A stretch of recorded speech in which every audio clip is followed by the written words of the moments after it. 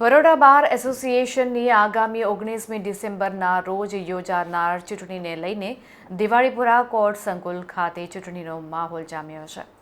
બરોડા બાર એસોસિએશનની ચૂંટણી 19 ડિસેમ્બરના રોજ યોજાનાર છે. ત્યારે આ ચૂંટણી લડવા ઉમેદવારોને ઉમેદવારી નોંધાવવાનો આજે છેલ્લો દિવસ હોય દિવાળીપુરા કોર્ટ સંકુલમાં ચૂંટણીનો માહોલ જોવા મળ્યો હતો. છેલ્લા સમયે ચૂંટણીમાં ઉમેદવારી નોંધાવવા માટે મોટી સંખ્યામાં ઉમેદવારો ઉપસ્થિત રહ્યા હતા. Advocate Nimisha Dhotre, advocate Raviraj Gaikwad, library secretary Snehal Sutariya ઉપપ્રમુખ રેસિડેન્ટ તરીકે દાવેદારી નોંધાવી હતી.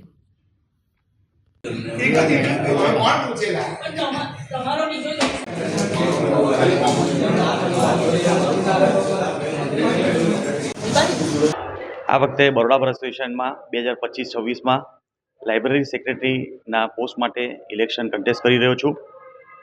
લાસ્ટ યર પણ ઇલેક્શન જીત્યા બાદ આખું વર્ષ વડોદરા વકીલ મંડળમાં વકીલોના હિતમાં કામ કર્યા હતા. એઆઈબીની એક્ઝામની કામગીરી હોય કે પ્રેક્ટિસ વેરિએશન ફોર્મ્સની કામગીરી હોય કે નોટરીના એનઓસીની કામગીરી હોય, દરેકમાં વકીલોના હિતમાં કામ કર્યા હતા.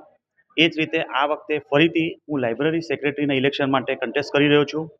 ઘણા બધા ઈ લાઇબ્રેરીમાં બી લાસ્ટ ટાઈમ ઘણા બધા સોફ્ટવેર્સ અમે લોકોએ લીધા હતા અને આ વર્ષે ઈ લાઇબ્રેરીમાં અને વકીલોના હિત માટે ઘણી કામગીરી કરવા માટે આ વખતે ફરીથી હું લાઇબ્રેરી સેક્રેટરીના ઇલેક્શન માટે કન્ટેસ્ટ કરી રહ્યો છું.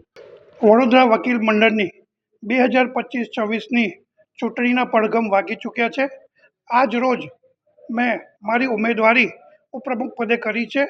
ત્યારે હું ચોક્કસપણે તમામ મારા વકીલ મિત્રોને અને મારા સિનિયર તથા જુનિયર વકીલ મિત્રોને વિનંતી કરીશ કે દર વખતની જેમ મને કોઈને કોઈ પોસ્ટ ઉપર ચૂંટાઈ લાવે છે તેવી જ આ વર્ષે પણ મને ચૂંટી લાવે એવી મારી સૌને નમ્ર વિનંતી છે. અને ચૂંટી લાવે એના પાછળનું કારણ એક જ છે કે દર વખતે કોઈને કોઈમાં અમે વકીલશ્રીઓને પરિવાર સમજીને અમે મદદરૂપ થતા હોય છે. તો આ વખતે પણ અમને ફરી એક વખત તમામ વકીલશ્રીઓની સેવા કરવા માટે એક મોકો આપો અને મને ફરી એક વખત વધુ વોટોથી જીતી મને ચૂંટાઈ લાવો એવી મારી નમ્ર વિનંતી છે.